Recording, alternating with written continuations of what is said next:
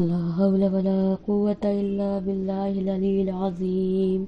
أعوذ بالله من الشيطان اللعين الرجيم. بسم الله الرحمن الرحيم. الحمد لله الذي هدانا لهذا وما كنا لنهتدي لولا أن هدانا الله. لقد جاءت رسل ربنا بالحق. الصلاة والسلام على تحية والإكرام على رسول الثقلين محبوب رب المشرقين ورب المغربين أبي القاسم مصطفى محمد. أما بعد فقد قال الله تبارك وتعالى في كتابه الكريم وهو أصدق القائلين وقوله الحق. بسم الله الرحمن الرحيم. وإذا سألتموهن متاعا فاسألوهن من وراء حجاب ذلكم أطهر لقلوبكم وقلوبهن. اللهم صل علی محمد وآل محمد. آغاز کلام میں ساری حمد ہے اس خدا کی کہ جس سے بندہ سوال کرے تو وہ عطا کرتا ہے، اس سے امیدیں وابستہ کرے تو وہ امیدوں کو پورا کرتا ہے، اس کی طرف بندہ متوجہ ہو تو اسے قریب کر لیتا ہے، اور کھل کر بھی گناہ کرے تو بھی اس پہ پردہ ڈال دیتا ہے۔ جب اس پر بھروسہ کرے تو پروردگار عالم اس کے لیے کافی ہو جاتا ہے۔ ارباب اعزاء، جس آیت کریمہ کی میں نے آپ کے سامنے تلاوت کی، سورہ احزاب کی آیت 53 ہے کہ اس آیت میں پروردگار عالم مردوں کو ازواج نبی کے ساتھ پردے کے پیچھے سے بات کرنے اور پیغمبر اکرم کی بیویوں کو نامحرم کی نظروں کے سامنے ظاہر نہ ہونے کا حکم اس آیت کریمہ میں ہو رہا ہے، اور اس کام کو دونوں طرف کے لیے یعنی طرفین کے لیے بہتر اور مناسب جانا گیا ہے۔ چونکہ اس آیت مبارکہ میں، اس آیت کریمہ میں لفظ حجاب کا استعمال ہوا ہے، اسی وجہ سے اس آیت کو آیے حجاب بھی کہا جاتا ہے۔ عزیزان محترم، حجاب یعنی پردہ، اور حجاب واجب ہے۔ حجاب کا واحد مصداق مسلمان بالغہ عورت کا نامحرم بالغ مرد سے یا ممیز بچے سے پردہ کرنا ہے۔ فقط خواتین کے لیے نہیں حجاب کا حکم آیا ہے، بلکہ پروردگار عالم نے جہاں خواتین کے لیے یہ حکم دیا ہے کہ وہ اپنی نگاہوں کو نیچی رکھیں، حجاب کا خیال رکھیں، وہی مردوں کو بھی حکم دیا ہے کہ وہ بھی اپنی نگاہوں کو جھکا کر چلیں۔ خواتین کے اوپر نامحرموں سے پردہ کرنا واجب ہے، اور یہ حجاب فقط ہمارے مذہب سے مخصوص نہیں ہے، بلکہ اسلام میں بھی حجاب کا دور جب شروع ہوا ہے تو اس سے بھی پہلے کہ قوموں میں حجاب پایا جاتا تھا۔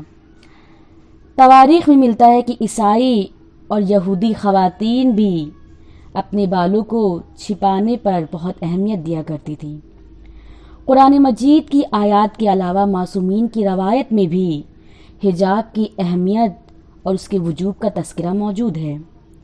ایران میں تو بے حجابی کو جرم قرار دیا گیا، اور حجاب یوں ہی نہیں واجب ہے بلکہ وجوب کے لیے حکمت بھی پوشیدہ ہے۔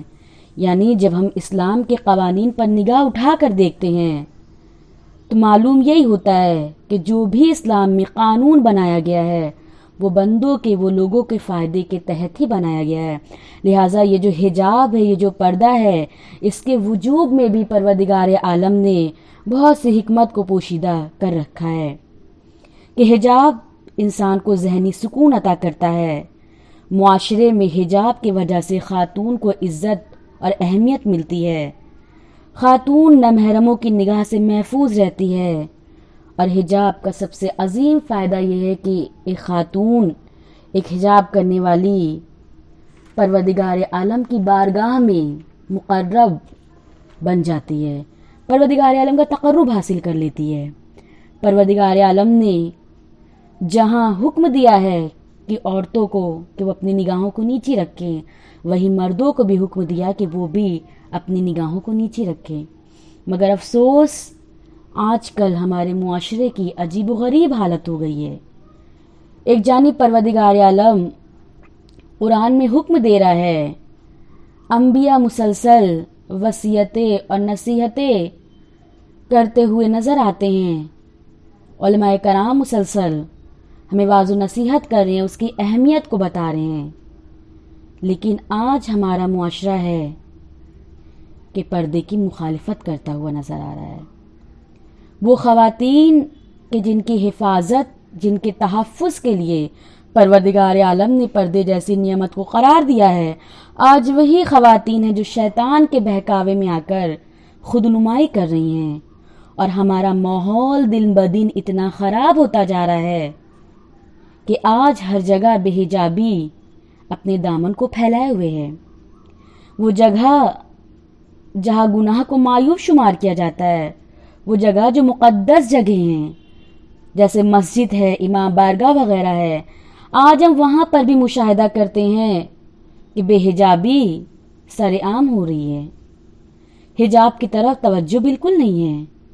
افسوس کا مقام ہے کہ آج ہمارے گھروں کی شادیوں میں، پارٹیوں میں بے پردگی عام ہو چکی ہے، اور جب پرہیزگاری کی بات ہوتی ہے تو ہم سب سے آگے اپنے آپ کو پرہیزگار کہلانا چاہتے ہیں، اور جب سیرت سیدہ کی بات آتی ہے تو ہم خود کو کنیز زہرا کہلانے کا شرف حاصل کرنا چاہتے ہیں۔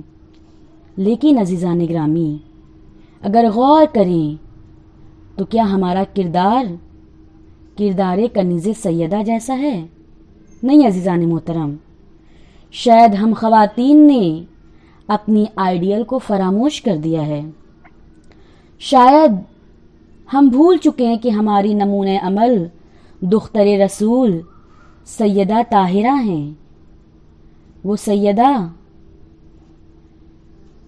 کہ جو اس قدر پردے کو اہمیت دیتی تھیں کہ جب سوال کیا گیا حضرت زہرا سے کہ بی بی عورت کے لیے بہترین زیور کیا ہے، تو سیدہ نے یہی جواب دیا تھا نا کہ عورت کے لیے بہترین زیور یہ ہے کہ نہ وہ نہ محرم کو دیکھے نہ نامحرم اسے دیکھے۔ لیکن افسوس کہ آج ہم ان کی کنیزی کا دعویٰ کر رہے ہیں، مگر ہمارا کردار ان کے کنیزوں جیسا نہیں ہے۔ وہ بی بی جو نابینا صحابی رسول کے سامنے بھی نہ آئیں، وہ بی بی کہ جب مباہلے کے میدان میں گئیں تو امامت اور رسالت کے درمیان میں گئی تاکہ ان کے نقش پاک کو بھی کوئی نامحرم نہ دیکھ سکے۔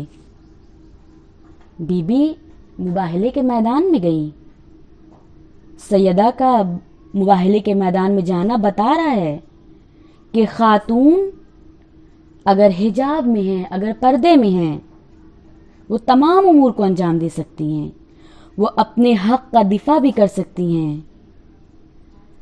اپنے آپ کو کامیابیوں کی بلندیوں تک بھی پہنچا سکتی ہیں، اس لیے کیونکہ حجاب قید و بند کا نام نہیں ہے، بلکہ حجاب آزادی فراہم کرتا ہے، حجاب تحفظ فراہم کرتا ہے۔ ایک حجاب کرنے والی خاتون کی مثال اس مجاہد کی طرح ہے جو میدان جنگ میں جائے اور اپنے ساتھ دفاعی اسباب کو لے کر جائے، یعنی وہ جنگ کے میدان میں بھی ہے اور اپنے دفاع کا سامان بھی اس نے فراہم کر رکھا ہے۔ اسی لیے تو کہا گیا ہے کہ پردہ تاج بندگی ہے، پردہ ذریعہ افتخار ہے، پردہ گناہوں سے روکتا ہے، پردہ ہمارے حقوق کو ہمیں عطا کرتا ہے۔ آج ہم پردے کے ساتھ تمام امور کو انجام دے سکتے ہیں۔ کوئی ایسا کام نہیں ہے کہ جس میں پردہ رکاوٹ بنتا ہو۔ ہم تعلیم حاصل کر بھی سکتے ہیں، تعلیم دے بھی سکتے ہیں، ہم ڈاکٹر بھی بن سکتے ہیں، ہم پائلٹ بھی بن سکتے ہیں، ہم انجینئر بھی بن سکتے ہیں۔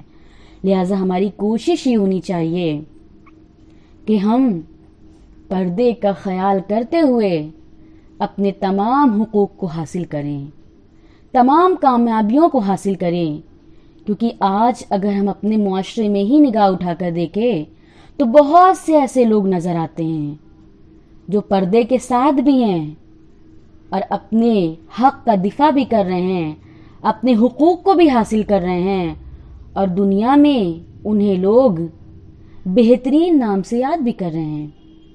لہٰذا اختتام کلام میں ہمیں رب کریم سے دعا کرنی چاہیے کہ پروردگار عالم ہمیں دنیا میں بھی کامیابی دینا اور آخرت میں بھی کامیابی دینا۔